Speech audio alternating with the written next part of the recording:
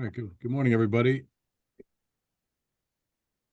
I'd like to inform everyone that Sean Driscoll, the authority's communication director, is making an audio and video recording of today's meeting. Is there anyone else making an audio recording of today's meeting? If so, please identify yourself. If you are joining virtually, please press the raise your hand icon on the Zoom dashboard, or if you're joining by phone, by pressing *9 on your keypad. And when you are recognized, please state your name for the record. Devin? Devin Ankeny, Falmouth Enterprise. Thank you. Jason? Good morning, everyone. Jason Graziade, Nantucket Current. Thank you.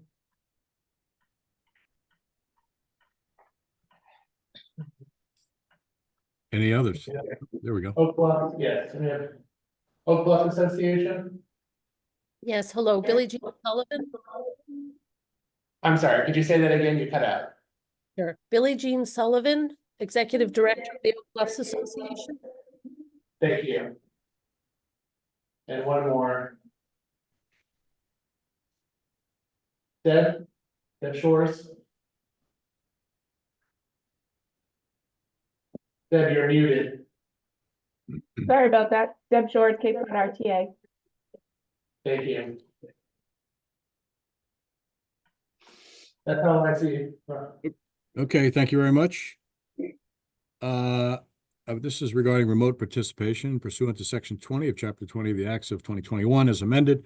Port Council members are participating remotely in today's meeting because their physical attendances today would be unreasonably difficult. All Port Council members in attendance and all members participating in the meeting by the Zoom video conferencing app will be clearly audible to each other. As a result of members' remote participation in this meeting, any and all votes taken by the members today shall be by roll call vote.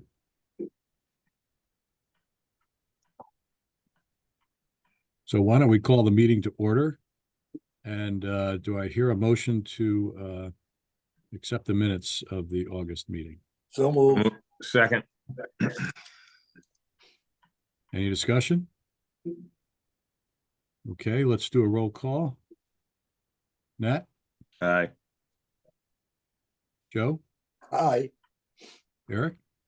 Aye. Gordon? Aye. John? Aye. Munir, aye. Thank you. And let's go to the reports from management. All right, good morning, everyone. Sorry for the last minute change to our virtual. We're dealing with a little septic issue in our conference room, so in the room here, in addition to myself, is James Ashley, Mark Rosum, Allison Fletcher, Mark Higgins, Janice Kennefick, Sean Driscoll, and Terrence Keneally.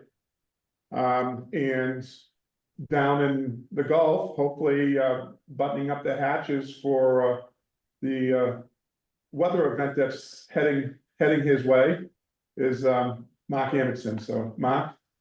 Good morning, everyone. Good morning. Good morning. So to start off, and I'll get into the effect of the hurricane on how, but we'll get into that as we get into the projects.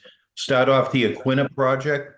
The Aquinnah is right now, it's pier side, right forward next to the Barnstable. Next slide. We have completed the installation of the new rescue boat Davit on the forecastle deck. Next slide. This is part of a new engine room entrance as a result of having to reshuffle a few things for clear access getting into the engine room and bow thruster areas.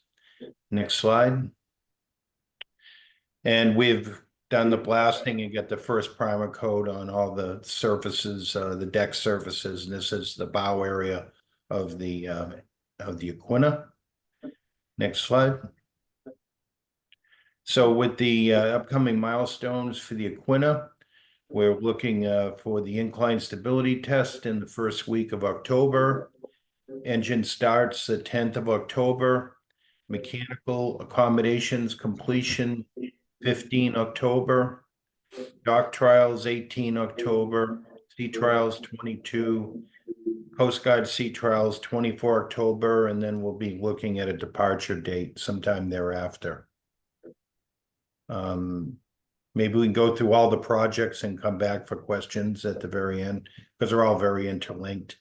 Our next project is the Barnstable. She's pier side. This is the new automation system that we have installed on board. Next slide. We've also had to put in, as a result of subchapter H, a new emergency steering system. This is located in the steering gear room. Next slide.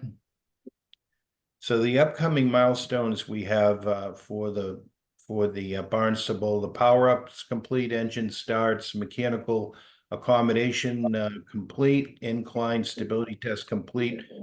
We've received the lightship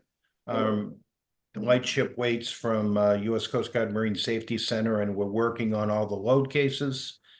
Our SSA sea trial is scheduled for the 10th of September. And the Coast Guard sea trial we're pending is the 19th, and then we'll be discussing a departure date.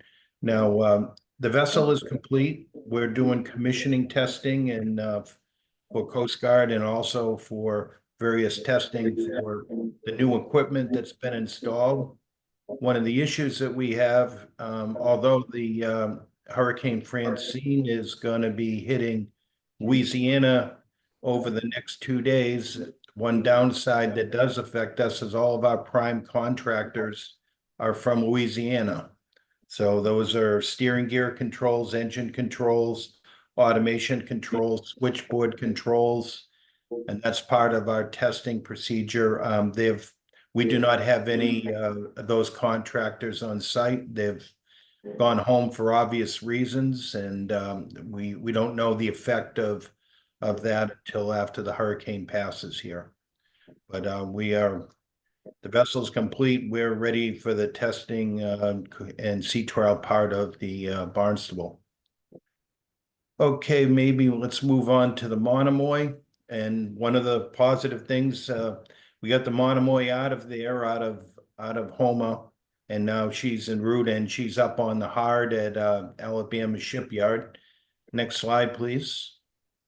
On arrival, this is her on arrival on the 9th of August. Next slide. So the departure, if it was on the 7th of August, arrival on the 9th, it was 258 nautical miles, and she came over at 4.9 knots. Next slide. This is, they put her on the Alabama dry dock and then transferred onto the barge. This is the barge en route to the land side. Next slide. So she came off on the using the SPMTs, the self-propelled modular transports, and she is on the hard now, and they are actively working on her. Next, so for the Monomoy timeline, she arrived on the 9th, docked on the 20th, and she started commencing project of cleaning, gas freeing of all the tanks in preparation for hot work. So going to the financial timeline here. So the 3 projects, we have 13.7 million for the Barnstable and the Aquinnah, and 17 million for the Monomoy, for a total of 44.4 million. To date, we have 2.5 million and 2.7 million respectively for the Aquinnah and Barnstable, for a total of 5.229 million in change orders for the first 2 vessels. And I'd be happy to answer any questions people may have. Questions from the Port Council? Nat?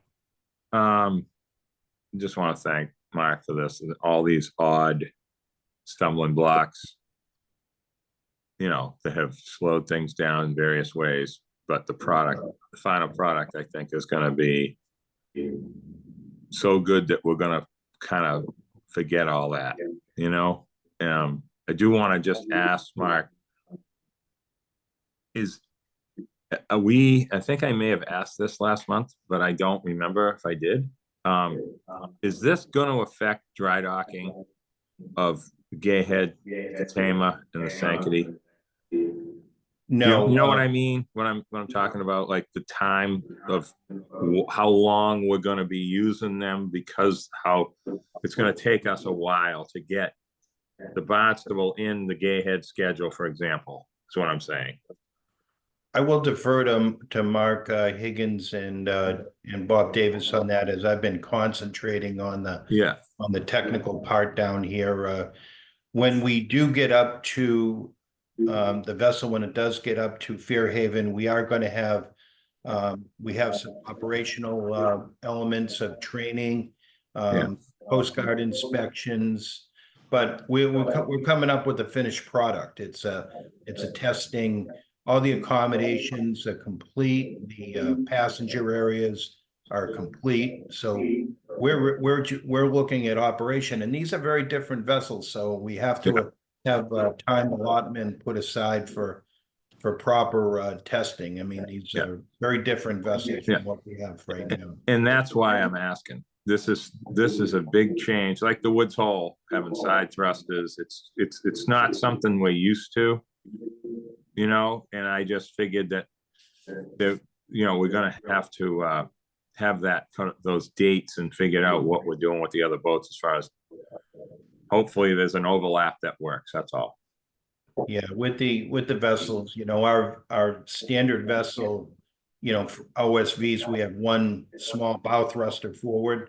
We have 3 1,000 horsepower bow thrusters with 2 forward and 1 aft. We have a complete CP system, which is different except for the Woods Hole, but it's different in configuration in regards to the other parts of everything coming together, the steering systems, etc. So training is a critical part of this.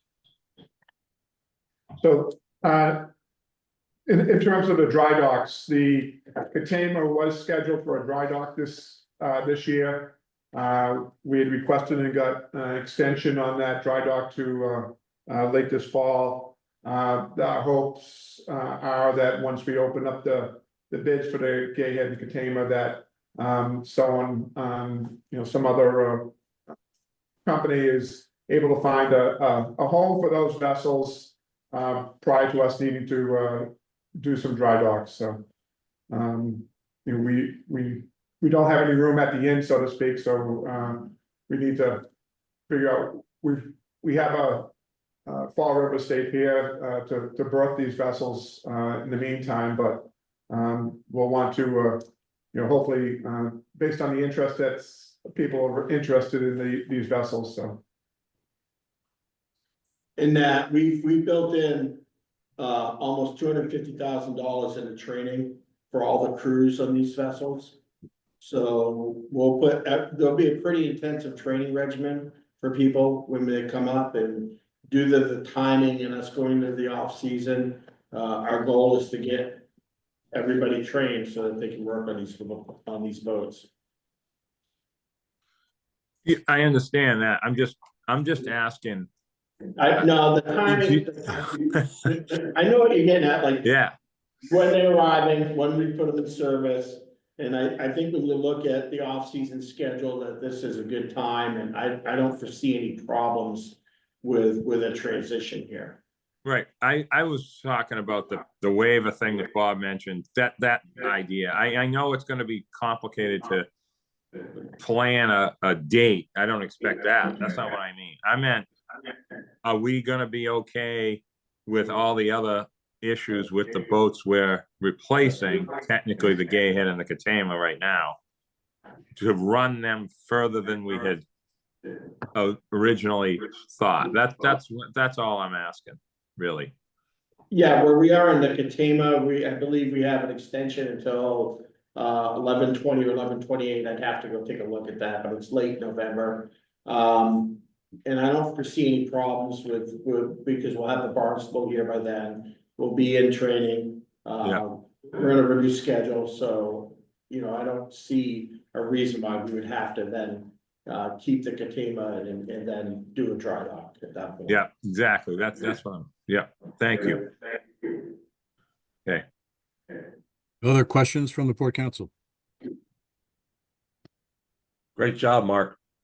Thank you very much, everyone. A lot going on down here, but I think the end product is going to be one everyone's going to be proud of when it gets up there. Hey, Mark, I got a couple things just of my own, if you don't mind, before you go. Sure.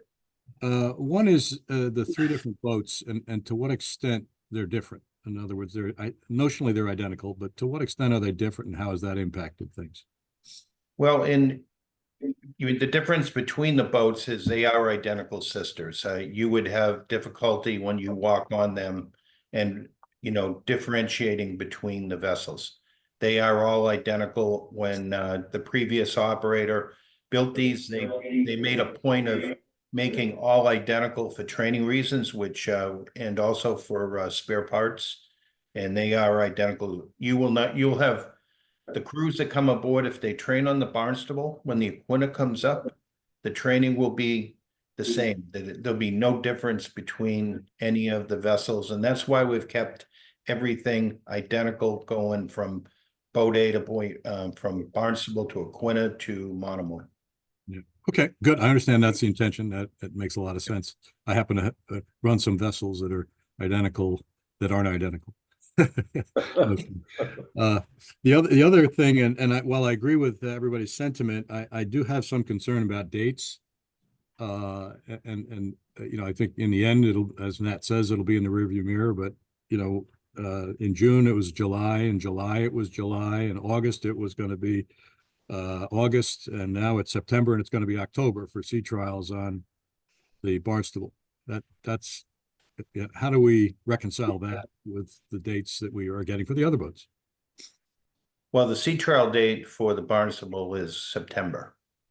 The Aquinnah will be in October. Manpower is a continual issue in the yard. As far as the dates moving, to the right, we don't have a lot of control on that. However, I can say that right now the Barnstable is complete. All the systems have been pre-tested. All the propulsion controls, all the automation, all the thruster controls. We are really ready for the sea trial, and after the Coast Guard approval, we'll be coming up on a temporary COI to be completed in Fairhaven. I think that the schedule that we have for Barnstable and Aquinnah will go as that schedule, barring hurricanes or anything else. So having said that, we'll see what the effect is going to be from what's happened with Francine and our contractors, but we're a little bit ahead of we have testing to do, and I'm just hedging myself a little bit on the support of those contractors in that area of Louisiana. So, and if I may point out too, Rob, that for instance, we did the stability test on the Barnstable 30 days ago now, and we're still waiting on the final stability letter. And I think initially we were expecting it to be, 2 weeks, and it was 3 weeks. Now we're at a month. And I think the schedule that was put up there for the Aquinnah had a sea trials 2 weeks later after the incline stability test. So obviously we'll have to revisit that. We don't know how the impact of these being identical, whether the review of the stability tests for the Aquinnah, whether that will be expedited because of the Barnstable's stability calculations already being done or not. So but as Mike pointed out, there's a lot of things and still in motion. The yard personnel, contractors. Yeah, I understand all those things, only all too well. I just am sort of pointing out from the perspective of us as a Port Council, being able to rely on dates that we see, and to what extent we, think that they're something that we can count on or not. But I do go back to Nat's point that in the end, this will be in the rearview mirror, but we all have constituents and we all, have our own perspectives. So I think that's why I raised the question. I'm assuming, Mark, that, the cost of these extended delays are not being passed on to the steamship, that these are being absorbed by the shipyard. Well, it's just work that hasn't been performed that's in, Yeah. it's in contract.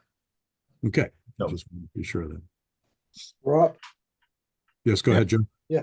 one of the questions, Mark, how are the boats gonna get up here? Are we hiring crews to come up here, or are our own crews gonna bring them up?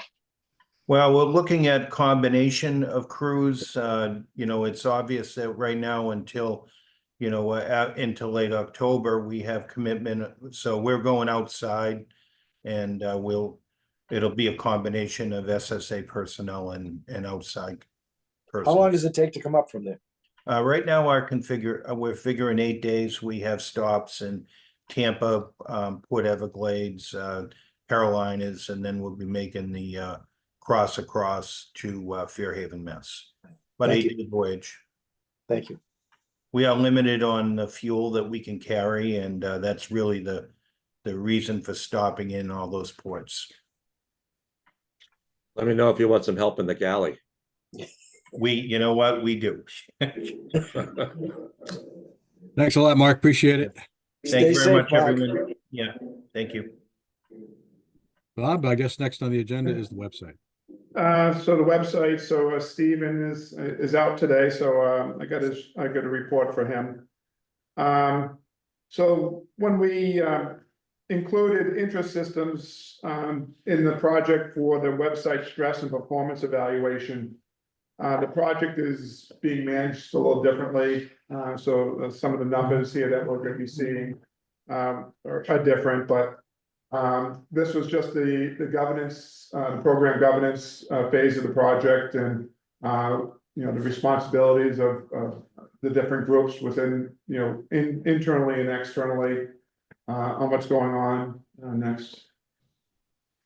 And as Stephen pointed out, that the several activities. So right now, what they've gone through. The emphasis on test cases and tasks and testing scenarios. So they've gone through this 23 ready for execution testing scenarios that they have that haven't been tested yet. 12 of them have been assigned to users for testing. 10 of them are in progress for it. There's been 310 of those test cases have been done and passed. There were 11 that failed that were returned back to the programmers. And then there was some other defects that were logged that have been sent back. That some of those are going back to the reservation system programmer. Some of them are assigned to SSA, and some of them are Stellar Elements, and a couple of them Interest Systems is working on. And then there's three other test cases that is ready for retesting that have already been addressed. So at this point, the Interest Systems group has gone through 8 what they call sprints. They're currently working on sprint number 9. And the areas that they've covered so far have been user account management, making a vehicle reservation, preferred space, editing a vehicle reservation, canceling a vehicle reservation, fast ferry reservations, auto and fast ferry coupon books and gift cards. They're currently working on test cases related to the wait list and have not yet covered the e-ferry reservations and the RFID cards. And working on load testing. So right now it's required for a successful configuration of the web servers. For expansion and contraction and the creation of a pre-production environment and creation of an automated test case. So security aspects of it have been done and taken place, but in the next week or so here, those cloud-based tests will conclude, and we'll have a better understanding as to where those stand. It also involves some live testing of credit cards with our credit card processor as well. So those are, until those have been done, you know, we're in a test environment for the credit card, but once we need to be testing live. So right now, the timeline is that it'd probably be middle part of October before we're ready. We'll need to be updating training manuals at that point, and I think what we're gonna need to look at what the scenario will be in terms of whether there's gonna be, you know, how much beta testing, or whether we stick with the beta testing through the general openings and the Head Start openings, so that way our customers don't have any anxiety being on a new site. So those are all things that are under discussion as we move forward. But the big items right now is to make sure that the web servers are set up and configured properly, and we're able to do load and also the credit card testing. Those are the two big items right now that need to take place in the next week or so.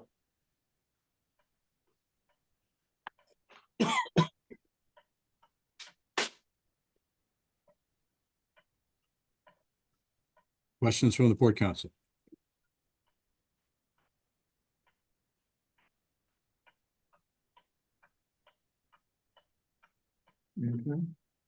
Hearing none, why don't we move on to the next topic? Nope. Stand by, John. Maybe I'll just hold off on my comments until we go through the IT review, if I may. Okay. Thank you. Noted. Thank you. Bob? All right, so IT review is next. Give you an update on that. Work continues on the development of a list of functional requirements that we're going to be needing for the new reservation system.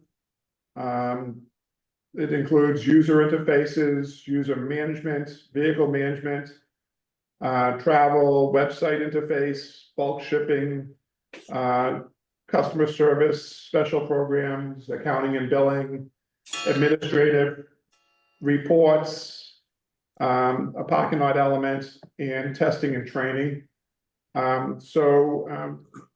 The staff, along with Gibbs, are working on putting together, reviewing the items that we've identified as being functional requirements, or making sure that we've covered as much as we can. We'll put that together in an RFP. The proponents would then need to respond on how their systems handle the functional requirements by indicating whether it's an existing component of their system, meaning it's part of the standard package, whether it's configurable setting as it's a configuration setting that a system administrator can access, whether it's customization is going to be required, whether it's a planned upgrade to the standard software package, or whether it's not available or would not be available. So as this from Gibbs shows, that timeline is to prepare and release the RFP here this fall. There'll be a question and answer period that we'll have with the prospective proponents. Get the proposals in sometime late winter, early spring of next year, evaluate those, and then make a selection, and then a kickoff following that. So we're looking at, this coming spring, at some point, being in a position where we've awarded the RFP to vendor. A big piece of this is going to be the contract, making sure that the contract language covers everything, and the review. Do you want to bring Tom over? He writes this down. I guess Tom is apparently on the call somewhere.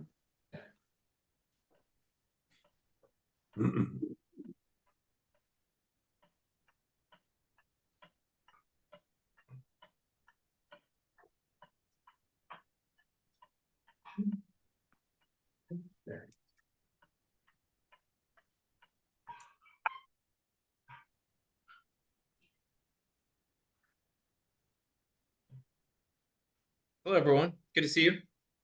Hello, Morning. Tom. Sorry if it wasn't clear that I was on the call. Bob, thanks for the update. Yeah, if I could just add on to that, I was just going to mention that the team has really done a great job with engaging with us in terms of refining the RFP. We've held several sessions, both looking at operations and the financial requirements. So we're trying to refine those. I think with the RFP requirements, the project is starting to become a little more real, which is great. And so I think we've seen continued or increased engagement, and there's further discussion around what's the opportunity of this project to really build the team and using a major project like this to build future leaders within the organization. So I'd say positive that way. And so we've also started to identify what are going to be the some of the project champions, and then also thinking about how to backfill them. There's several indicators point to trying to do this project as quickly as possible, given the legacy IT, and then also given the what we've heard so far from the vendors. And so we're looking at what would it take from an operations perspective, a hardware perspective, et cetera, to try to do this in a tight timeline. So going through the exercise, thinking what would it take to do this in something like a year, as opposed to 2 or 3 year timeline. So trying to think through, because a project of this size and scale, it will never take less time than you planned. So if we plan on 18 months, it's not going to take less than 18 months. So trying to go through the exercise now, saying, okay, what would it take to get there as quickly as possible, and knowing that the actual timeline won't be clear until the vendors on board, the vendor signed, et cetera. And so really taking this opportunity to start thinking through what are all those change management pieces that need to happen to get everything in line. This project comes together, given the size and scope of it. Thank you, Tom. Any questions from the Port Council? John, I think you had at least a comment, if not a question. Well, just to support what Tom had to say was that, I think what the Steamship Authority has to do now is really identify who the champions are going to be able to get the rest of the team behind this. Personally, I believe we can do this thing in a year. And I'd like to just challenge the Steamship Authority management and the IT group to think about that seriously. And that's all I have to say for now. Thank you. Thanks, John. Other comments or questions? Yeah, Rob, just a question of pure ignorance, being technologically challenged. Is the reservation system going to be a standalone entity, or is it integrated with or just linked to the new website? How does the website that we're about to launch in October relate A to the RFP and then B to the reservation system once it starts getting built next year? I can help with that. So the new reservation system would be exposed through the website, and so the experience that the public would have working with the new reservation system is going to be through the website. There's a few different ways to do that, but that'll be their front door. That'll be how they see the reservation system. And then similar to how it works today, internal staff will see the reservation system, the user interface that's specific to the reservation system. So if I'm a reservation system contractor looking to respond to the RFP, I will want to have seen the new website then, right? And experience that. It's a timing question of, if we're launching the new website in October, we're probably not launching the RFP prior to that. Is that fair? Rob, if I may, I can probably help answer that question. Thank you, John. Yep. Good. Just to give Tom some breathing space here. The website was designed on the old existing reservation system. What we've learned through this process, unfortunately, is that we probably should have started with updating the reservation system first. Okay. But here's where we are. I would not be surprised that we would have to quickly, what's the word I would use? Not as extensive as this existing website launch, but quickly make modifications or completely change the existing website. Refresh of some kind, yeah. Yes, and not a simple refresh. So the question that really has been raised a couple of times is, would we be better off putting this existing website that we're hoping to launch, and I underline the word hoping, on the shelf for a period of time until we have further definition as to what we're going to be doing with the reservation system. As painful as that sounds, that needs to be said. If that helps. It does. Any comment from management on that question, on that point? Well, so I think the piece of it is that from a customer standpoint, the website and the reservation system seem to be one and the same, and they're not. They're two distinct systems. The website that's under development now, part of that was because of some of the failures that we had on general openings and the like, where it wasn't able to maintain the connectivity, and that's why we were focusing on the website, because it was the website that failed, not the reservation system at the time. So we've been moving along here, what seems like an eternity on the website. I think we're seeing the finish line a little clearer now based on conversations with the team that's been brought in to help get us that final push over the line. A new reservation system, maybe it'll be dependent upon who the final contractor is. It may be accessed through APIs off the new website to the back, the back of the reservation system and integrated that way.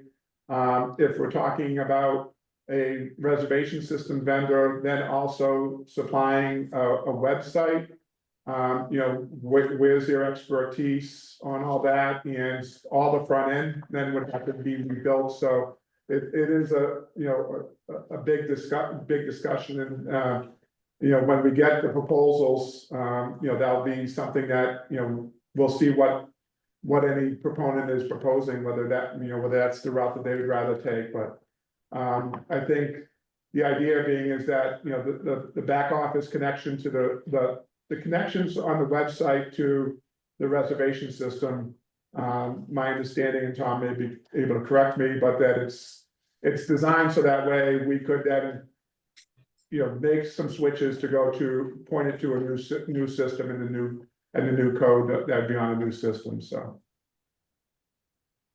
Rob? Yes, Joe. Yeah, I would go along. Can I try to interrupt? I just would like to hear Tom's response to that. I'm sorry, Joe. That's okay. Because Bob did. Yeah. I mean, so I mean, to the first question that was asked a little while ago, the two can go on two different paths for now.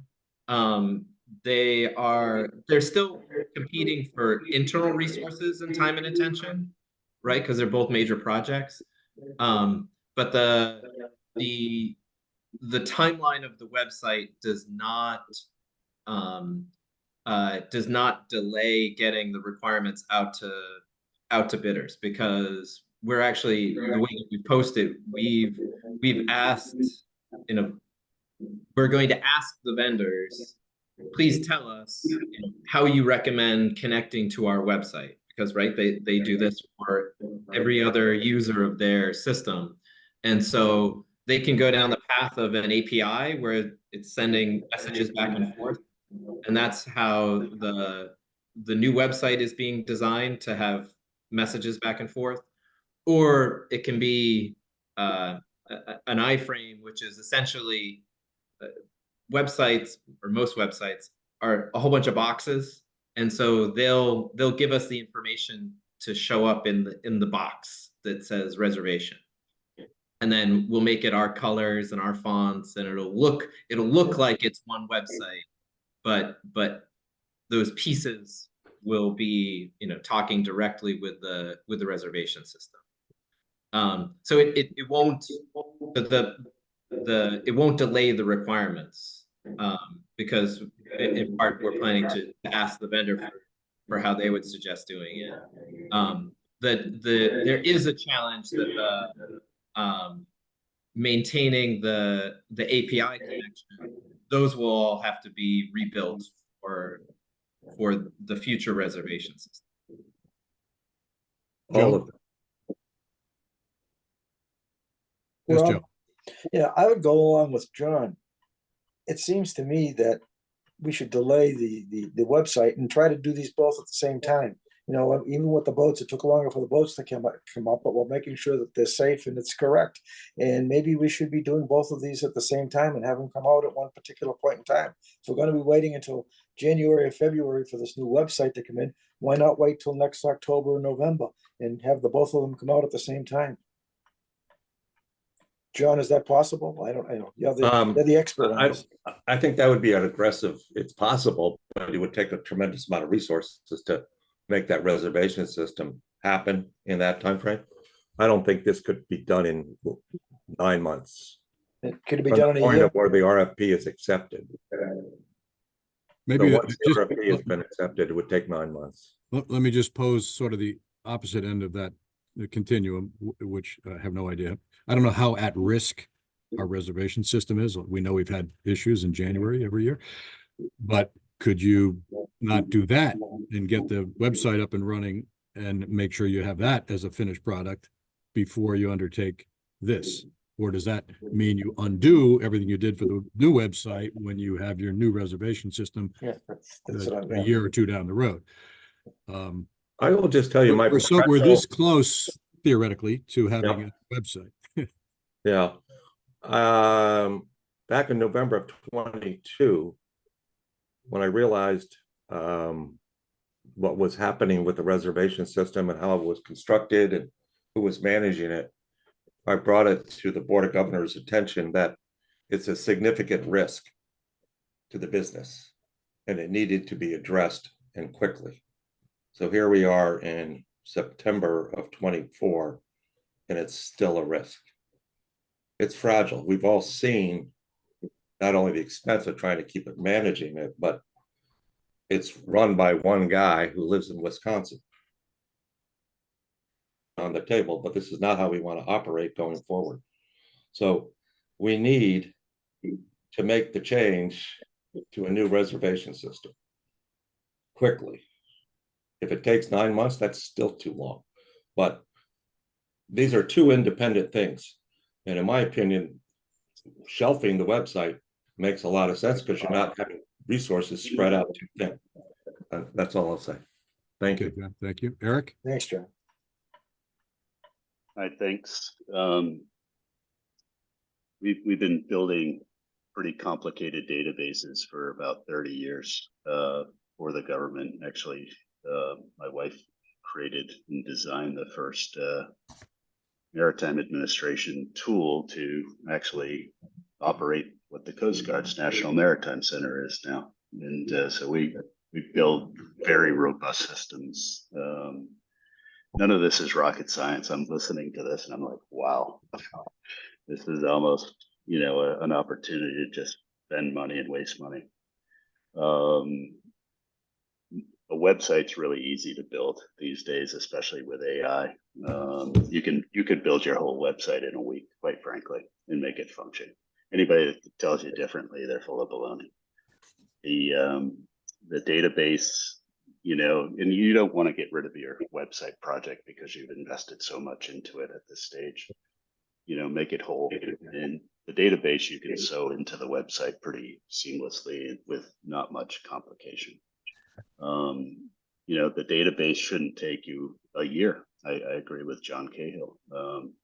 It's pretty straightforward building this database. You have all the operational norms you've engaged in to take reservations for decades and decades and decades. You know your business. Steamship does a great job of interfacing with its customers. Nat, you know the system. You know how it all works and the logistics, and this is really straightforward stuff. And again, you've got operational norms that I guarantee you are already there on paper. So it's basically just transferring that into your design architecture and letting some young people go to it. This shouldn't take the time that it's been taking. I don't mean to be rude to anybody or suggest that people aren't doing their jobs, but this is real straightforward stuff in the 21st century, especially in the year 2024 with AI. You can build this stuff in seconds compared to weeks just a few years ago. So I really recommend that honest dialogue takes place. So the end users, the customers, aren't left waiting and holding the bag to operate their businesses and get the services to the islands that are required to support the people that really need this institution to run properly. And this electronic process is really critical in today's day and age. So I think we need to figure out how to help management make good, cogent decisions, but this isn't stuff that takes a long time. It really isn't. The world has changed dramatically, and goodness, in just the last year alone, with AI. So I just really suggest people do a little bit of research on this and really help support the decision makers to get this done quickly. But you don't have to scuttle ever anything. It's everything can be sewn together within days and pretty seamlessly. So we also own a very large educational software company that produces this work, and to the point, facial recognition database systems to monitor people taking exams. It's one of the most robust systems in education, and it didn't take us a year to build, with a very small team, a half dozen kids that, we just hired good, smart, young people, and this can be done for sure. Thanks, Eric. Any other comments from the Port Council or comments from management from these comments from the Port Council? Obviously, you've kind of heard a spectrum of ideas and thoughts. Good generative discussion, so thanks for that, everybody. Bob, Tom, anything else? No, I think I'm good. Tom? Tom? No, I think that covers it. I mean, to Eric's point, he's right. Modern systems, you can move much faster. The biggest challenge of the new reservation system is really going to be the operational change, the change management, the getting people used to using a new system and doing their work a little differently, and it's going to change everything. And it's going to change, right? The basics of instead of going to the left, you're going to go to the right. And if you've been doing, if you've been doing things for 30 years where you always turn left, and now we ask you to turn right, that's a big change. It's going to be hard.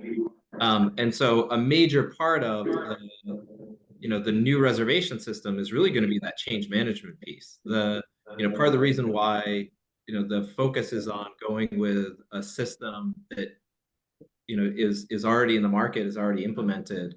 We're not developing a system.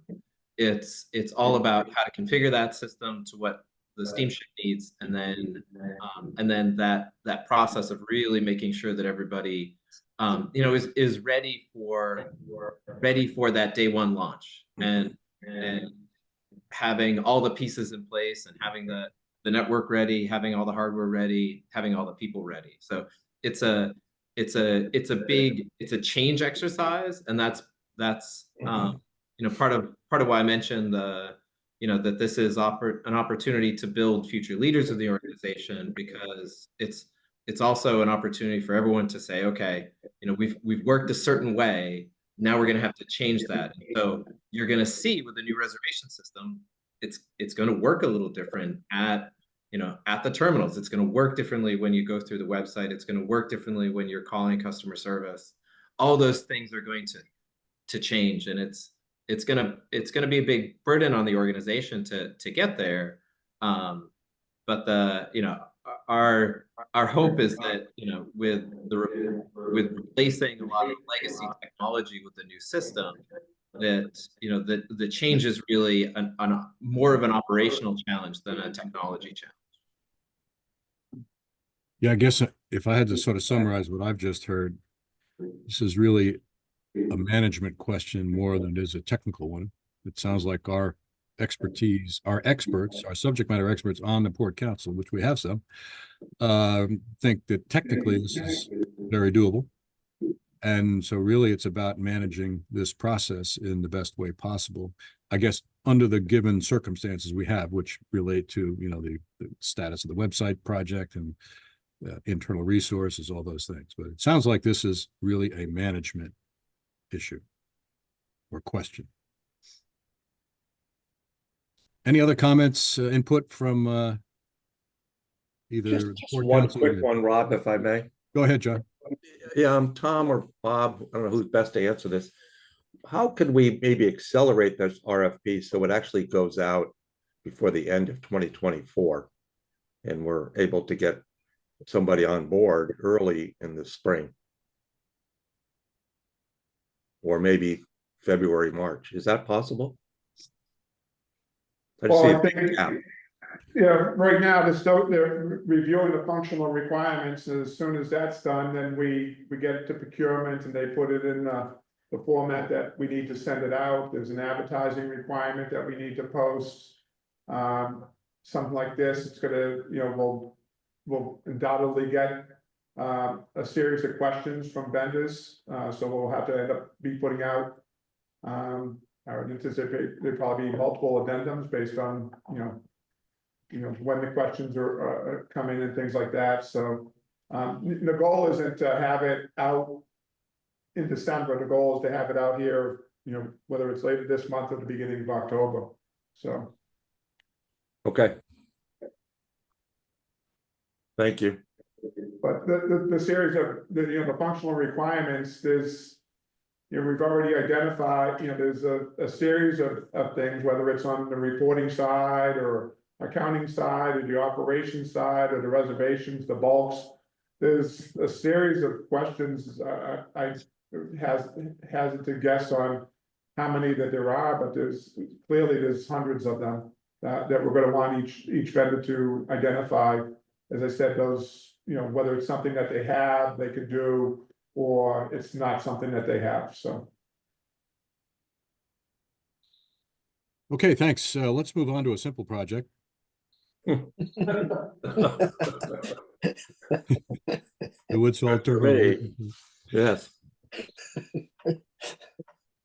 Bob? That was a good one, Rob. That's the simple project. 9 years. Maybe not. No. When did this all start? 2015? 11 years.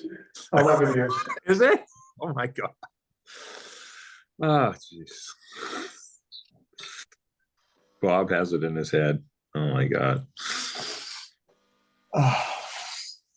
Bob, over to you.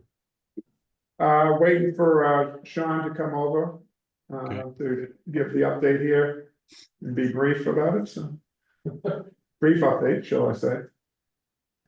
Sean, you there?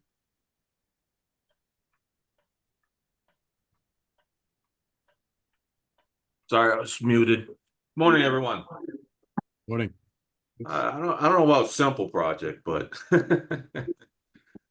all right. First slide is showing our first wall pour to utility building. It's about 80 yards. It was poured back on August 13th. Next slide, please. These show the first wall pour being stripped and the second wall pour formwork and rebar being installed. Next slide, please. This is showing the formwork all installed the day before the pour, showing we're pouring the wall, the second section of wall at the utility building on August 29th. It's about 88 yards, I believe, we poured. Next slide, please.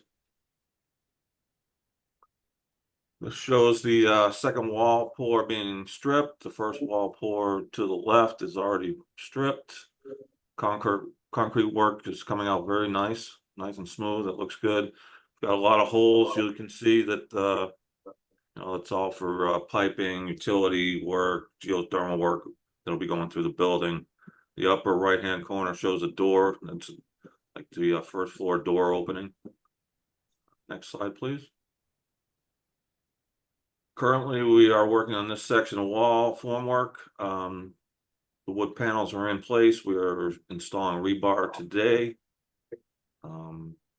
Project's moving along very, very smoothly so far. I've LaFramboise well drilling back on site today. They're starting to drill the last 7 wells down in the parking staging area.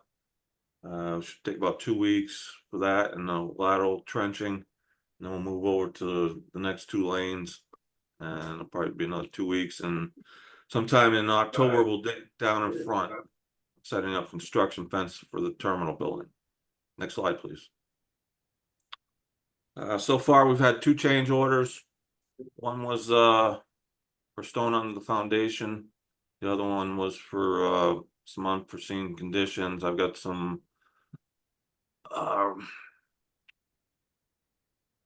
one was for the terminal building relocation and the curtain wall glass. We've got a couple credits. So basically we're ahead $16,242, 0.05%. And the total so far is $32,118,288.99. Anyone has any questions? Be happy to answer. Questions from the board council?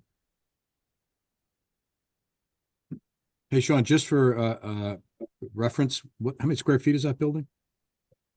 They're both about 4,000.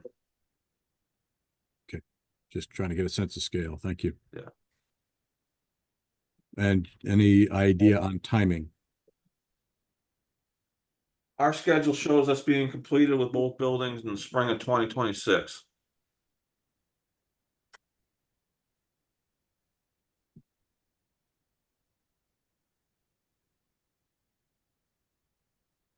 Other questions from anyone? Thank you, Sean. Thank you very much. All right, so the next item we have on the agenda is just, is noted that the presented and approved 2025 operating schedules contained a couple of minor typos or omissions or errors, be it made. So we wanted to just correct those on the record. On the Vineyard route, the schedule from January 4th to March 25th for 2025. Trip 204 will not it was listed as operating daily, and it shouldn't be operating daily. It should be listed as Monday through Saturday. During that same time period, trip 224 will not operate Monday and Sunday. It should have been listed as Monday through Saturday. The same schedule also had the operating times that we listed below for the MV Aquinnah. Didn't actually reflect the times that the actual schedule had above, so that's been updated. In the March 26th through May 12th, 2025, trips 203 and 204 will not operate daily as originally presented. They operate Monday through Saturday. During that same time period, the operating times listed below for the MV Woods Hole need to be corrected to reflect that the actual times that are shown up above on the schedule. And then in the fall, October 22nd through January 4th, 2026, down below, the schedule had identified that the MV Woods Hole would not operate on Thanksgiving Day, November 28th, 2025. While Thanksgiving Day is actually November 27th, 2025. And then down below, the operating times for the MV Woods Hole need to be corrected to reflect the actual times of the trips up above. And then on the Nantucket route, the May 13th, 2025 through June 17th, 2025. We've added in the planned repair dates. The vineyard schedule showed those spruce up periods, but the Nantucket one didn't, so we want to just get that, put that out there. It doesn't change any of the schedule. And then on the October 12th, 2022, October 22nd through January 4th schedule on the Nantucket route. The note below indicated that trips 301, 302, 305, 306, 309, and 310 will not operate on Thanksgiving Day, November 28th, 2024. Obviously, it needs to be changed to November 27th, 2025. And Christmas was listed as 12/25/2024, and we need to update that to 12/25/2025. So we consider these minor edits. We just wanted to correct them on the record, just so that it's clear on what the dates are. Okay. Comments, questions from the board council? Matt? I don't want to bring this stuff up as a,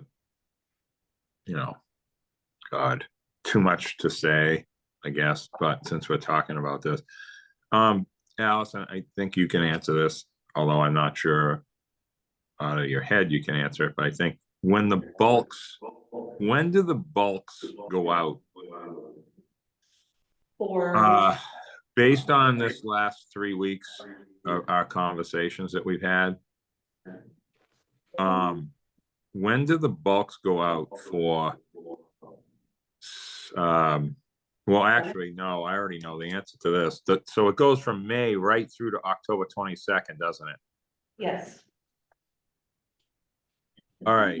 So if we want to make some changes that reflect some of the stuff that we've talked about in the last couple of weeks, which is really efficient and better for the whole entire system in this odd time slot we're in right now, how is it possible to have the bulks go through that, whatever that magic date in September is, when we sort of change like this year it's the 6th, but next year it might be a different date. Is that possible? So you want to do so you want to do the bulks from the May date till September 9th? When do they go out anyway? Like, pretend we're not doing anything different. What would we? In a few weeks. The next few weeks. Okay. Yeah. All right. I just think that some of the things we've discussed are so positive that I think we should try to look at that, the single crew thing, and not having any gas on Saturday for that September through October, whatever the date is. Every year it's different. So you know what I mean when I say that. God, I can't stand that. Whatever it is, the 7 weeks of whatever it is, summer, but it isn't, fall, but it isn't, and trying to come up with a better way to do it.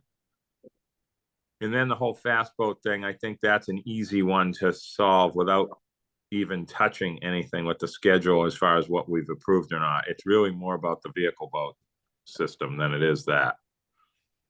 So is that okay, Bob? Have I gone too far? Is this okay to talk about? So you're talking about delaying the bulks for the September 10th through October 21st time period, is what you're saying? Yes. Because so that way we can see, once we have some experience with loading the new vessels, on any potential impacts on that. And being able to do kind of like, I like to give my vineyard members a little credit here for art. We have this Art Flathers sort of comment that we use. It's sort of a 20-year,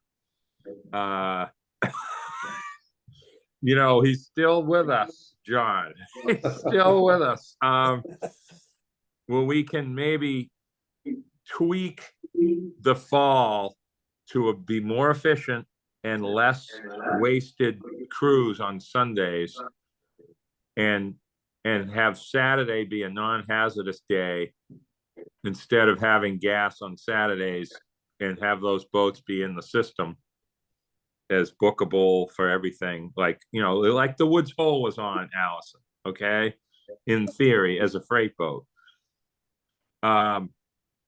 I just think we need to have this conversation and try to figure that out. I've already talked to the gas people stuff, and that it can work perfectly fine in the 5 days at that period, because we're going to have a boat that carries more. So it's going to change everything, and I just don't want, to just say ho hum business as usual. We need to make some slight improvements, and it will help everybody. The traveling public will be happier to have those boats not have gas on Saturday. And secondly, having that 2 single idea during the week is a game changer. Like we did a long time ago with the Sanctity schedule back in the day when we tightened it up from Monday through Friday. So that's my thought. Yeah, so the 2 single crews, if I'm not mistaken, would be Monday through Friday, correct? Monday through Friday, yep. No weekend service, or the Right, double. you'd have the Eagle and the whatever the other freight boat would be running on that 6:30, noon, 5:30 opposite the Eagle schedule. Or we'd have the other boat 5:30, 11, 10:45, depending upon what we decide in that particular one. One of them, whatever one's triple crewed would be non-hazardous on Saturday. Right, and then the double crew would be The two singles would be Monday through Friday. Two singles Monday through Friday, and double is 7 days a week, but 2 trips. We can go back and look at the occupancy and what request we had for this fall, and see if there's any adjustment, but we had already been doing that when we originally presented the 2025 schedule, but it's, we can take a look at it again. Essentially, Bob, to be simple, we're running the summer schedule to October 22nd. If we leave it the way it is, like this year was going to be, and I think we can make it work a little bit more efficiently without having that sort of triple Saturday night, Sunday morning sort of, not needing those boats, you know what I mean? And having it tighten up Monday through Friday and get all the gas done in 5 days for that 7-week period, instead of having Saturday be hazardous. So anyway, okay. Thank you for your time. Sorry to be talking shop here at Port Council meeting, but it's better than going to Falmouth. I always taking a day off for this. Oh my God. Nat, we always appreciate your very well. We miss you too, Nat. It's great. I guess the question I would have for you, Bob, is we have sort of two layers here. One is modest typo fixes, and others somewhat more substantive potential.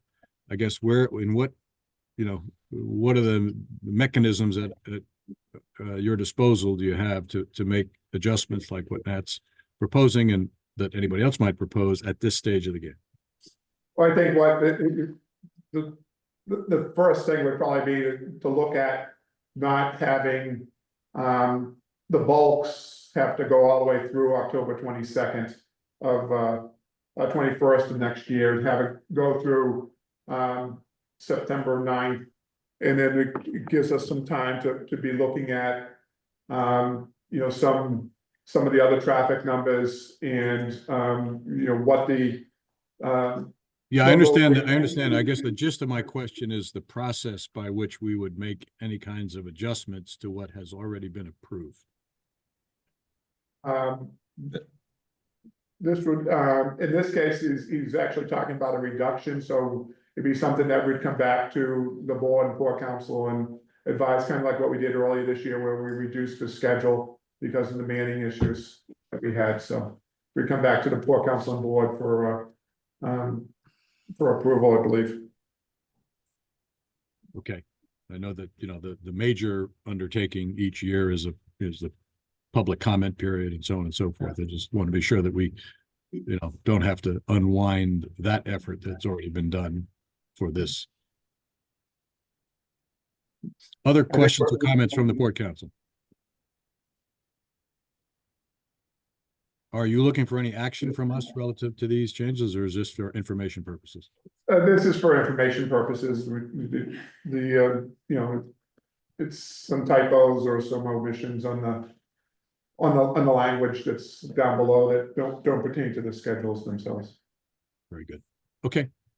Thank you. And thanks, Nat, for your insights. Thank you, Rob. Okay. I think Mr. Roseman's up next. I think we are ready for the business summary. Good morning, everyone. Hello, Mark. So we got the business summary for the month of July. Okay, passengers carried for the month of July. The Vineyard route was down about 9,300 passengers at 2.8%. The Nantucket run was up. I was down 3,800, just under 3,800 passengers at 4.8%. Both routes combined were down 13,000 passengers at 3.1%. Year to date, we're up just under 5,700 passengers at 0.4%. And I want to remind everyone, last month we talked about the difference in the calendar where June had more weekends in 24 than 23. And as expected, July 23 had more weekends than 24. So this was kind of anticipated as far as the downturn in the numbers go. So it's reversed the trends we saw last month. Same thing will apply to the vehicles under 20 feet. So the Vineyard route, we're down just over 2,900 passenger vehicles. And again, this is all one-way statistics. The Nantucket run was down 2,304 vehicles, 21.1%. And total vehicles for the month were down 7.3%. Last month, we were up 1,000 passenger vehicles in this category. The result of the Nantucket run is really mostly attributable to the change in the schedule with the Sanctity being smaller than the Woods Hole. But the trend continues with the downturn in the standard auto fares, and that'll have an impact on the 2025 budget with the decrease in the standard fares. Freight trucks for the month, we're up 7.6% or 699 vehicles for both routes. Pretty evenly distributed between the Vineyard route and the Nantucket route. Year to date, we're up 1.8% or 1,062 vehicles over 20 feet. Cars parked for the month were down 6.4% or just under 1,800 vehicles, with the Vineyard route down 952 and the Nantucket route down 831 cars parked. But year to date, we're up 3.2% or 2,925 vehicles, with the Vineyard route up and the Nantucket route being down. Trip summary for the month of July. For the month combined, we had a total of 17 mechanical trips canceled, 0 for weather, 8 for traffic, and 210 for crewing. And these are one-way trips. Of that 210 number, 200 of them were attributable to the previously approved restated schedule. We're on the Nantucket route, we had 62 trips on the IANO, and on the Vineyard route, we had 138 trips for the Sanctity. Financial snapshot for the month of July, total revenues combined, we're down 951,000. We have all total expenses, we're down 221,000, putting this combined with a net operating loss of 729,000 for the month. Comparing that to last month, we had a net income of 627,000. So the months of June and July pretty much wash each other out. Year to date, we have a net operating income of $3.3 million, which is 1.7 million ahead of budget. For the month, we had a net operating income of 8.4 million. Operating revenues for the month of July, as we expected with the traffic numbers being down, we were down 3.6 overall. The freight was up accordingly with the traffic statistics, in the automobile and passenger revenues and parking were down. Year to date, operating revenues are down 1.4%, just over $1.1 million. Operating expenses for the month of June were down $168,000. We're seeing fuel was down for the month. We budgeted $3.26. It came in at $2.93. Year to date, we're under budget by about 35 cents a gallon. It saved us about $982,000 on the budget compared to budget. And we are fully hedged for next year's budget. Year to date, operating expenses are down 1.9 million at 2.4%. For the month of August, we have passengers carried. Total passengers for both routes combined are down 1.2%, with the Vineyard being up just over 1,000 passengers and the Nantucket route being down just under 6,300 passengers. Year to date, we're virtually flat. Okay, total vehicles carried. The Vineyard route for the month of August was up 448 vehicles. Nantucket was down just under 1,600 total vehicles for the month of August. And if I may, I have a quick summary for the 3 summer months of June, July, and August to kind of encapsulate what we've seen over the last 3 months for traffic. Just to summarize it real quick. So in the Vineyard route for the months of June, July, and August compared to last year, passengers were up 8,477 passengers, just under 1%. The Nantucket route was down 5.4%, or just under 11,500 passengers, and total passengers for both routes combined were down just over 3,000 passengers, or 0.3%. And again, this is all one-way traffic. So for the June, July, and August, for the Vineyard route, total vehicles carried were down 503 vehicles, or 0.3%. The Nantucket route was down 9.8%, or just over 4,000 vehicles. And on the Nantucket route, you can see the standard fare vehicles were down roughly 3,600 of that 4,000 vehicles. And with that, I'd be happy to answer any questions anyone has regarding the traffic or the financials.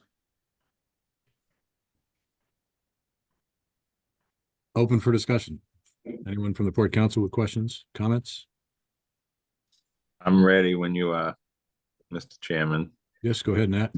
Looks like Nantucket has got some changes. No, well, and this is why I want to talk about this more than even the last thing I talked about, kind of.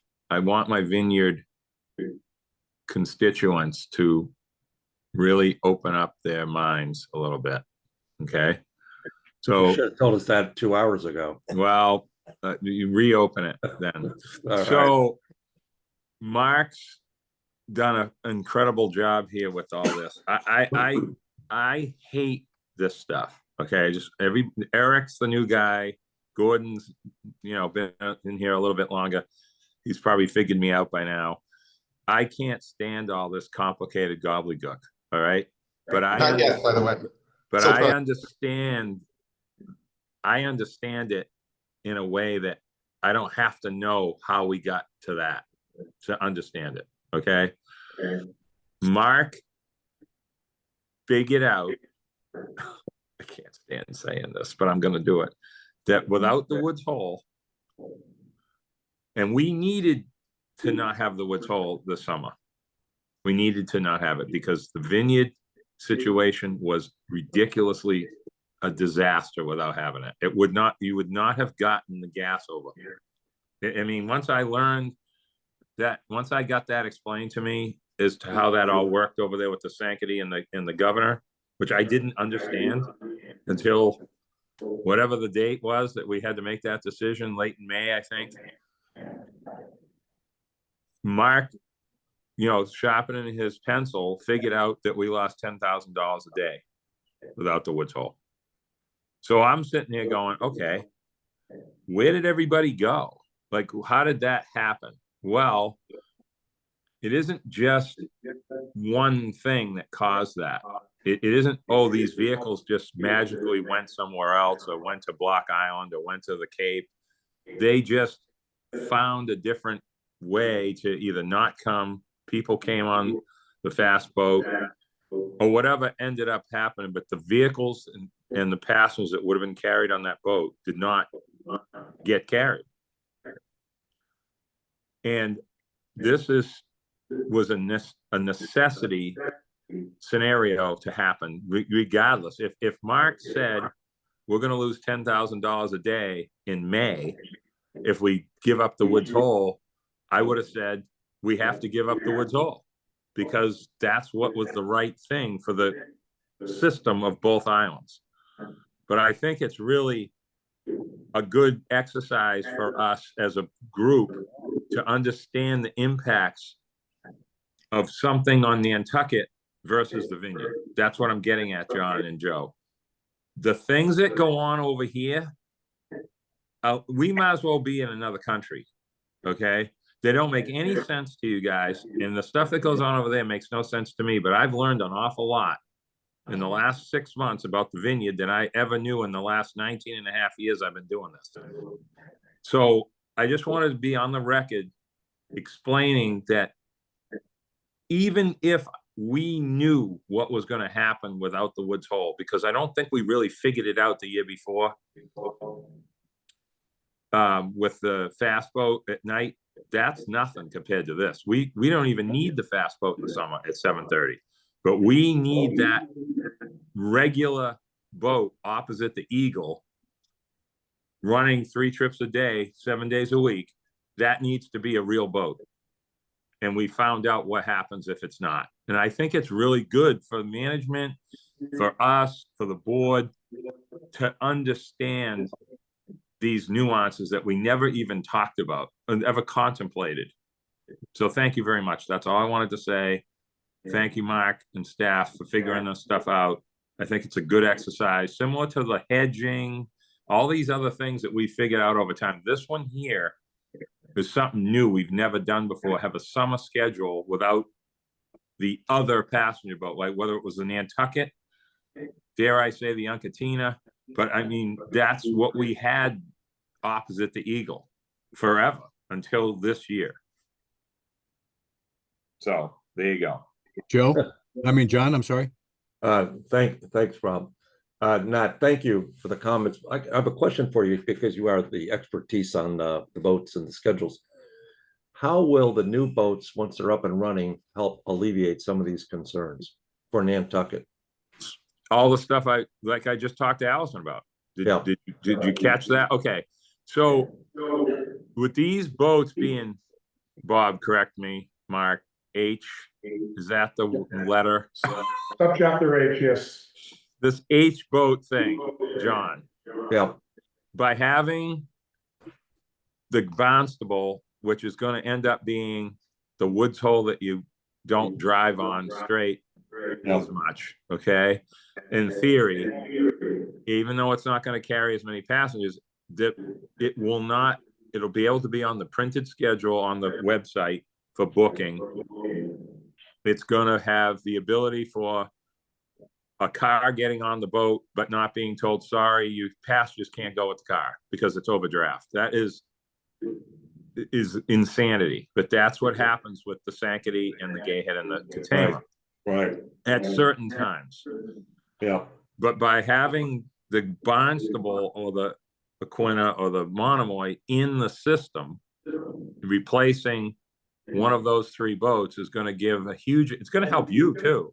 It's going to give a big advantage for people booking cars in mixed loads. I mean, Allison can explain that technically better than me. I'm just saying that's what's going to happen. This is going to be a huge positive result for just the general travel in public, whether they're originating in Hyannis or originating here. Yeah. And having a boat, for example, 5:30 p.m. from Hyannis, a slow boat that carries people.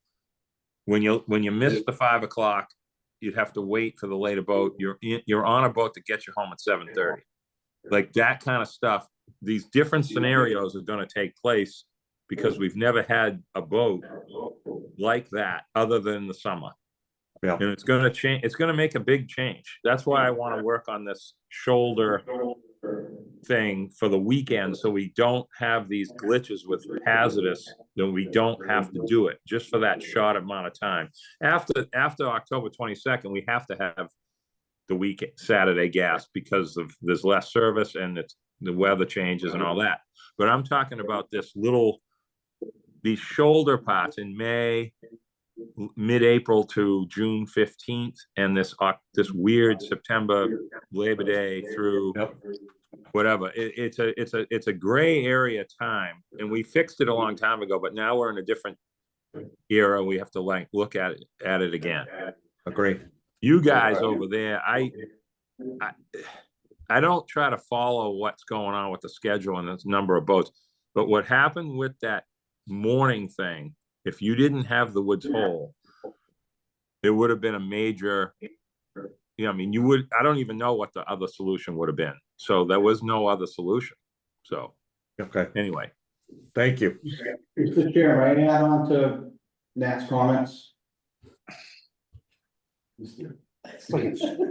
Please do. Yeah, so when we changed the Woods Hole in place of the sanctioning governor, the aggregate overall capacity on a 7-day cycle on the Woods Hole run came up to about 8.5% of what the other boat, what the other schedule, the original schedule would have been.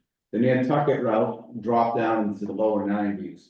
With the new boats and next year's schedule, the Nantucket run's overall capacity in a 7-day period will increase to about 6% during the week, so that'll help. But as Nat eloquently pointed out, the H boat is a big help where no matter what the boat's carrying, unless it's hazardous, passengers can go on the boats. When we have the governor and sanctioning running, oftentimes we have to turn people away because the boats sit too deep in the water. Benefit from having the Woods Hole on the Vineyard route this year, we didn't run into that problem.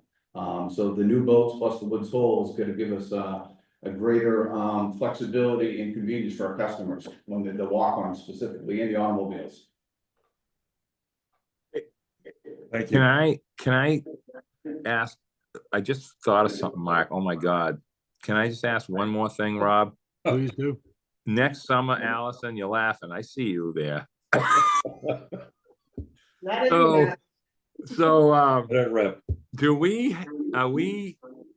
We are getting both. We're not going to have the Woods Hole next summer. We're going to have both of the new boats, correct? That's correct. Okay. So, John. Yes. So back to you. I'm going to ask your follow-up. So how is that going to affect us? Well, the only thing about that issue that we have to try it.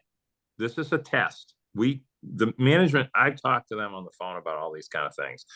This was something Mark came up with a while ago when this all was conceptually thought of with these new boats way before they were in Alabama. Okay. That someday Nantucket's going to have to give up the Woods Hole in the summer if we get the right mix until the next build cycle of Woods Hole class boats happens. Hopefully I'll still be here. Okay. But the only difference with this, the only concern that we have, and this is going to be a test that we have to run this test, is the timing of turnarounds and the number of passengers that these boats carry versus the Woods Hole is going to be, I don't think we're going to turn people away. I don't think we're going to reach capacity all of a sudden. Oh, sorry, you got to go, because there's other options. We can give them a fast boat waiver or something like that if they have the car on the other boat. There are things that we can do on our route that don't inconvenience people like it would on yours. Okay, just by having that 10:45 trip that would be normally non-hazardous most of the time, but have a capacity with passengers with the weight of the boat, that's going to change everything right there. Just that 10:45 trip being able to carry people versus what it does today, right now, is gonna be a game changer of spreading out passengers in their cars. And So Matt, is that correct, Allison, what I'm saying? yeah, yeah. I was gonna say, it also should be noted that next summer for the Vineyard Route, it's a 4-boat schedule, not the 5-boat schedule. With the 5:30 having to be a drive-on boat. Not a back boat. And that's part of this, the internal plan to improve that situation you guys have with that 5:30 mess. And then at the same time, we are sort of the test model for these two boats. You know, so it's good for both islands. It's just, we gotta kind of like press a pause and like, let's get through that. Because these are good problems now. Once we get these boats in, this is a good problem, not a bad problem. Right. We'll figure it out. Yes, exactly. And the turnaround, and they're gonna loop the cars around. It's gonna be a whole different conversation as far as like how they load the boats. They're gonna have that figured out by the time summer rolls around. The guys, you know, the deck people are all gonna have it figured out. So I'm really excited about this because it's a good future situation to deal with. So Thanks, Scott. I try to be positive, John, over here on the faraway island. The lesser isle. Okay, anything further on the business summary of questions from the Port Council? Okay, thanks, Mark. Appreciate it. Thank you.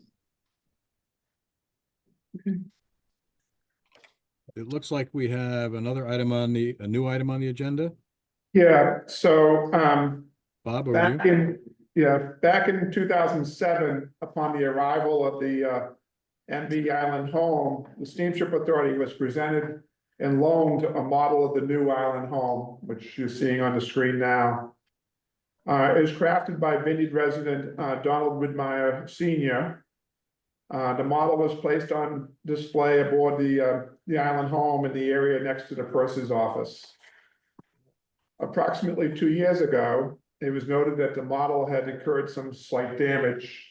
Some of the mast had fallen down, some of the railings had fallen down. It didn't appear to be malicious in nature, but rather perhaps from the vessel movements and vibrations over the years. So the model was removed from on board the island home in order for repairs to be made. Those repairs, as you can see now, have been completed, and the model was returned to our offices here in Falmouth. Unfortunately, Mr. Widmeyer Sr. passed away back in 2013. His family members noted the absence of the model on board the vessel while traveling this summer and inquired about the status. So once we informed them about the reason for the model's removal from the vessel and its planned return to be displayed, the family wished to make this a permanent gift to the Steamship Authority and not a loan. So staff just wanted to publicly acknowledge this donation and suggested a letter from the Port Council and the board to recognize this donation to the family to be in order. So the Marine Operations Group will be getting that model back on board the vessel shortly. That's a nice gesture. And I guess, would there be some type of plaque or acknowledgement That's what I was gonna ask, associated yeah. with it? That, you know, would identify Mr. Widmeyer as and the family as the donor, Mr. Widmeyer as the modeler, and something like that? Yeah, that's a good suggestion. We can add that added to the display case, yes. No, that'd be excellent. I don't know if you need any kind of a vote from the Port Council, but certainly I think we would be unanimous in our support for this, accepting this wonderful donation and providing the acknowledgement. Yeah. So we'll draft up a letter and just to the family to acknowledge the donation and the appreciation of the Port Council, and we'll bring it to the board's attention at their meeting next week. Thanks for doing that. At least from the image, it looks terrific. Does. It is, it's very nice, Yeah. very accurate. Is there any other old or new business that the Port Council? If would I like to may, bring? Rob, Joe? two things. One is, this is to Mark Higgins. What about our generator in Oak Bluffs? It's been a couple of months now. That is scheduled for after we close Oak Bluffs down. Okay. Because of the time constraints of, we'd actually have to turn power off for 2 separate periods for a number of hours. So we decided to delay that and do that after we close the terminal. All right. Thank you, Mark. The second thing that I have is, and I've got a few phone calls on this, is what happened with the fast ferry coming from New Bedford, that the gate was up and the people had to wait about 15 to 20 minutes before they could get on dry land. So what happened was, the agent on duty, overslept because they were not feeling well. And they just, it was just one of those, I don't say comedy of errors, but unfortunately, it was a situation where they were not feeling well, overslept. So by the time the boat arrived at 7 o'clock, the agents in Vineyard Haven were notified, sent over a dock worker right away with the key, and had the gate open by 10:13. I mean, sorry, 7:13. So Yeah, that was the first day that the new schedule was in, that the boat wouldn't be coming into Oak Bluffs until what, 9:30? for Steamship, No, it was, the schedule changed on September 6th, so it would have been 3 days later. Yeah, yeah. So unfortunately, someone was not feeling well, and Okay, thank you. Other old business? I said enough, Mr. Chairman, today. Any new business? Eric? Yeah, I just want to make a quick comment. This is really educational, and the reality is, watching you guys and listening to the history of how things have worked and how they haven't worked and how you come together with your thoughts and ideas. It's a great education for me, and I just want to really tell everybody I appreciate their engagement and how they are able to just speak freely and engage in helping management out. This is a really great system that is set up. And Nate, I'm going to tell you, I really love listening to you. You could talk all day long. I could listen. I love logistics. So well done. So thanks all. It is good. This is a great group. Has been since it started in 2002. Yeah. 2. There you go. I think that's when legislation was, yeah. Yep. So Thanks for your comment, nice Eric. to learn. Just so and nice to learn. we appreciate and look forward to your contributions too. And really what we try to do is have a opportunity for generative, open discussions, and it takes each of us to help make that happen. So thank you. Appreciate it. Is there some public comment? If anyone has public comment, you can hit the raise your hand icon, and I see Mary Longacre. Thank you. I wanted to add another perspective. I work for a software company, and we connect different applications to each other. There is a huge difference. I want to make sure that the public listening and the members of the Port Council are aware. There's a huge difference creating a system from scratch that is new, whether it's a reservation website, and creating a new version of a system or website that needs to meet public expectations of hundreds of thousands of people who use it. I applaud the Steamship Authority for taking the time to track down all of the little things that aren't perfect and making sure they're fixed before this gets released to the public.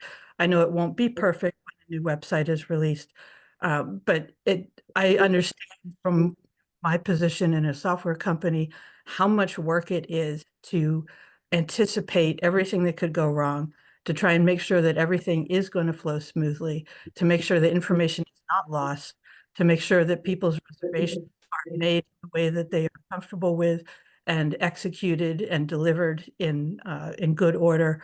It is a huge undertaking. And in my experience in a software company, as one of the gentlemen said, it never takes So I'm looking forward to the launch. Thank you for all the hard work and all the effort that you're making on behalf of the traveling public to make sure that their experience is a good one. Thank you for your comment, Mary. That's all I see, Mr. Mayor. Okay, I think we are at the moment where we can have a motion to adjourn. So moved. Second, Go here a second. Let's do a roll call. Joe, Aye. John, Aye. Eric, Fairhaven via Houma, Louisiana, aye. Nat, aye. Gordon, Aye. Munir, aye.